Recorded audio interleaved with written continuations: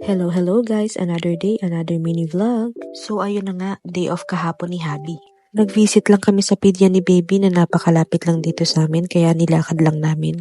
Ayan ang cute na cute kong baby, oh, tingnan nyo. Actually, di na ako masyado nakapag-video dito sa clinic kasi napakabilis lang namin dito. After namin dito, kumain lang kami dito sa may malapit na kainan sa amin. Nag-crave daw si Daddy sa Gotong Batangas kaya dito kami nagpunta sa Timplang Alae. Nakakatuwa dito guys kasi pag nag-crave ka ng pagkaing Batangas, meron sila dito. Meron din silang lomi, pansit at sami at kung ano-ano pa. Ayan, kakain muna kami ni Daddy. Pa-cute muna bago kumain. Tapos alam nyo ba guys, after namin kumain, umuwi kami agad. Yun pala, andito si Daniel Padilla. As in, dito lang sa labas ng supermarket na harap ng building namin. Sayang nga at hindi namin nakita. Ito yung video guys, na andito talaga siya. Dito lang yan sa harap ng building namin. Credits po sa may-ari ng video. Sayang talaga at hindi namin siya nakita. Sabi naman ni Daddy, bakit naman daw lalayo pa ako? Andito naman daw siya. Tama nga naman. Ayun na nga, pagka-uwi namin naisipan ko na lang magpatato kay Habi since wala naman kami ibang gagawin. Iba yung ibinakat niya sa braso ko pero hindi po yun yung ipapatato ko. Tingnan nyo na lang pag natapos. Naku, lagot na naman tayo sa inay nito, Daddy. Sorry na po agad, inay. Alam nyo ba guys, sabi ko sa sarili ko noon hindi talaga ako magpapatato.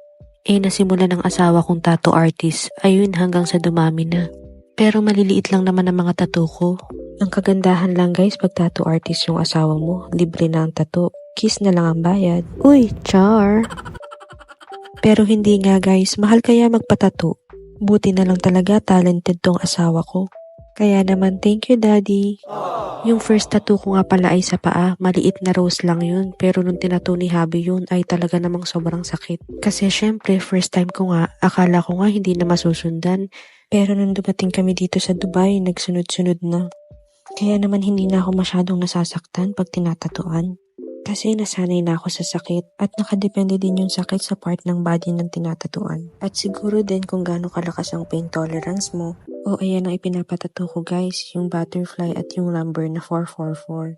Yung number 444 kasi nagustuhan ko lang yung meaning kaya ipinatato ko. Angel number yan, ang meaning ay guidance and protection. Yung butterfly naman wala lang, gusto ko lang ng butterfly. Joke, madami kasi yung meaning, kayo na lang bahalang mag-search kung ano yun. Ayan, tapos na kami magtatuan dyan ni Habi. Kaya baby time naman.